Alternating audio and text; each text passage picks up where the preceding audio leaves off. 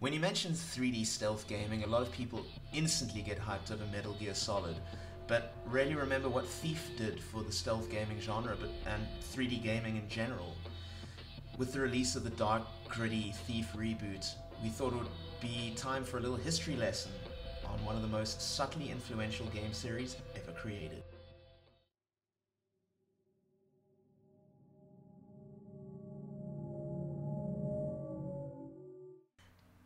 The development for Thief, the Dark Project, began back as far back as 1996, and Ken Levine, its creator, cites Castle Wolfenstein and Diablo, which were his two favorite games, as combined influences for Thief. And he's the guy who went on to be responsible for Bioshock and Bioshock Infinite. Yeah, he formed Irrational.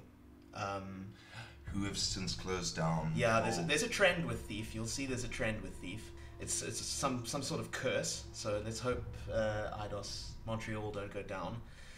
It originally started as a concept called Dark Camelot, which was a dark take on an Arthurian legend, basically inverting everything, making Arthur a maniacal killer. If you can find the trailer for Dark Camelot, look that up. It's on YouTube. It's on YouTube, so just hit it up. It's hysterical. It's basically just stealing the Holy Grail. Really uninspired concept that eventually just turned into Thief when they realized that the stealth sections of Camelot were actually more interesting than the rest of the game.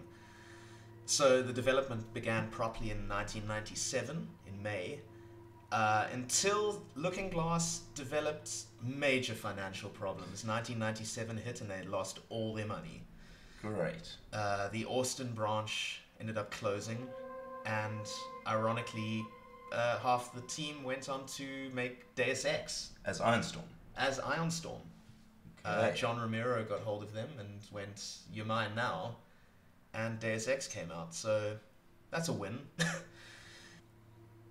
Slowly afterwards, though, they ended up renaming the game. I guess they were dropping any links to what it was before. It became known as Thief the Dark Project, and unfortunately that was one positive point in amongst a lot of very bad points, as the game was crippled with problems. One quote actually says that all of the mechanics present in the game made it so that a game that could not be called fun. Yeah, and that's not what you want to be hearing. No. So I've played a lot of games that are not fun.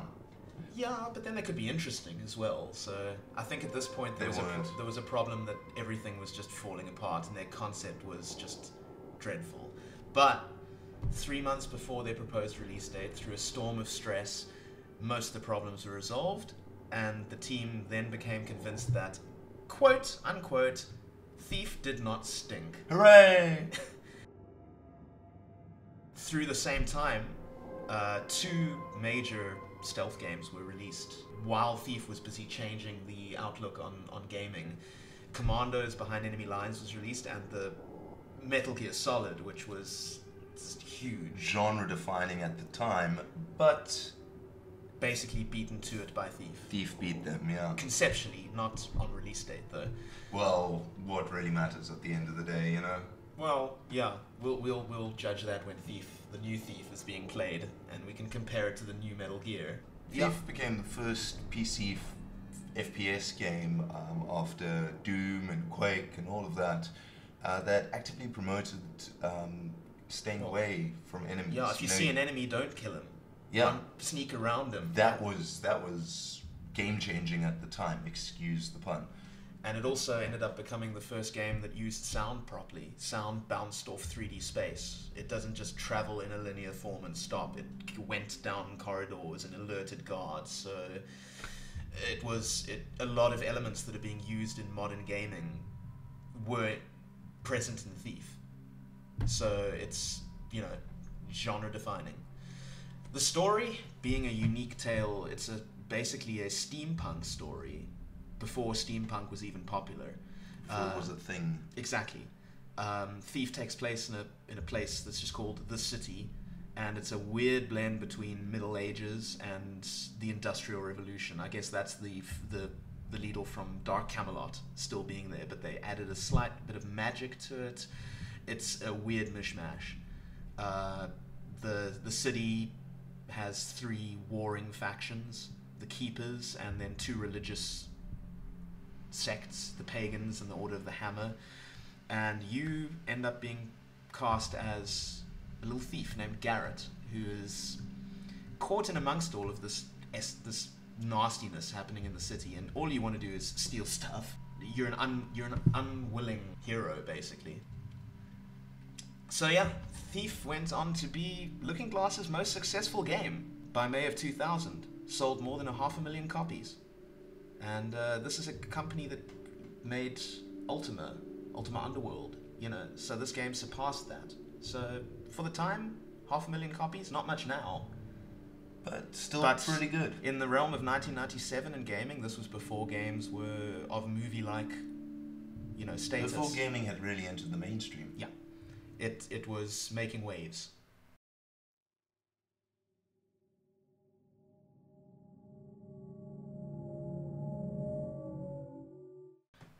In January of 1999, Looking Glass went on to start the development process for Thief 2, The Metal Age. Now, their big problem was, where do they take such a genre-busting game? How do they make it better? How do they make it more interesting, instead of just making the same game with a different skin? So the developers ended up holding movie nights, you know, watched films like The Third Man and Metropolis and Phantom of the Opera, just to get a little bit of extra influence for what they wanted to end up making. The game was announced in May of 1999. It uses the same engine, upgraded a little bit. There's weather effects, the polygon count is greatly increased, colored lighting, all of those cool things that you ended up seeing in the late 90s. And you take for granted now. Oh, even mobile games now have that stuff. So this was game changing once again back then. They removed all the supernatural enemies. I know the first game was packed full of zombies and giant spiders and creepy stuff, which they've taken out and given it a little bit more of a kind of realistic tinge.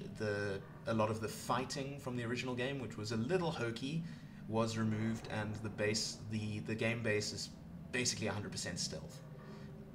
You sneak and fight when you have to, and that's about it. They made the levels much larger, even though they're still just levels. It wasn't an open world in any regards, but it is still less linear.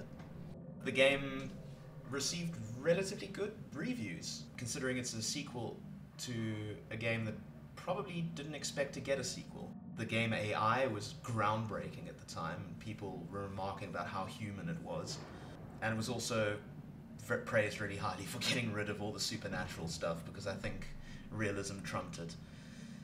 And the story, super unique for the time. Once again, steampunk when steampunk wasn't even a thing. This time even more so, machinery. The game's graphics were slated because it was using what was then a dated engine, and this was only 2 years, a year and a half, 2 years after the original game. And this is after Half-Life had happened, so exactly. It was definitely looking dated. Yeah, despite the changes, it was wobbling a little bit, and the game media just didn't stand for that, much like today's. Despite Thief's fast sales, the royalties didn't come in quickly enough, and Looking Glass ended up having to close its doors, and basically began the curse of Thief. Well, it sort of began with Thief 1, with laying off half their staff, but now... It wasn't enough to down the studio. Now they're dead. Now they're dead, and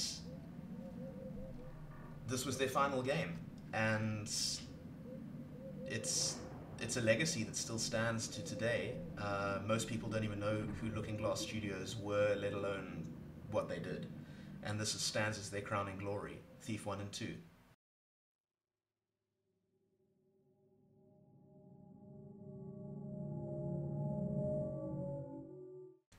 Thief 3, or Thief Deadly Shadows, moved towards a more open-world environment where you could walk around the city, which was now changing even more, in between your quests. The quests were still linear in fashion, but the addition of side quests separate to the main game, as well as just being able to walk around and be a thief in the city was a big change. So you could just rob people. You could just walk up to them and just take their shit.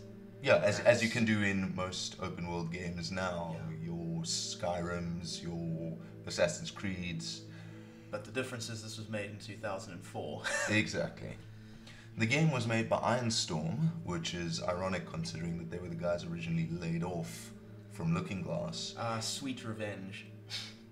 Except it was the last game Ironstorm ever made. The Thief Curse. There we go. Watch your backside, us. The game used a version of the Unreal 2 engine with the lighting and sound engines beefed up dramatically. The game now introduced dynamic lighting as well as a sound engine that worked based on materials and the state of doors. So if a door was closed, the sound didn't travel through it. Exactly. The game was developed for the Xbox and the PC, and that's why it was renamed to Deadly Shadows, because the developers worried that if it was released on Xbox, which hadn't had Thief 1 or Thief 2, players wouldn't pick it up. Regardless of the fact that the story is built on the previous two and makes probably a little less sense than it should without that. There weren't any supernatural monsters in this one again, as far as beasties go, but there were undead golems and other humanoid enemies in amongst your stereotypical humans that you fought. And boy, did that add a little bit of a horror tinge to this one. Yeah, there was always a bit of a horror touch to the Thief I somehow think the fact that this one started looking a bit better though, and the sound was better, it started just creeping you out a bit more than it should. It's the most horror not horror game.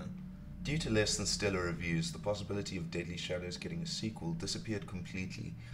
Even though the Thief series had innovated and solidified stealth as a viable genre of game, there was a strong possibility that we would never see Garrett or the city again.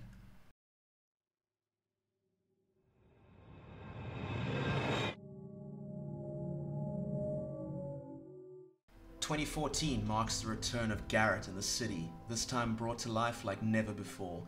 Essentially a reimagining of the first game, we hope that it captures the spirit and lives up to the legacy of its predecessors. We're going to be taking a look at it, and keep an eye out for the video on our channel soon.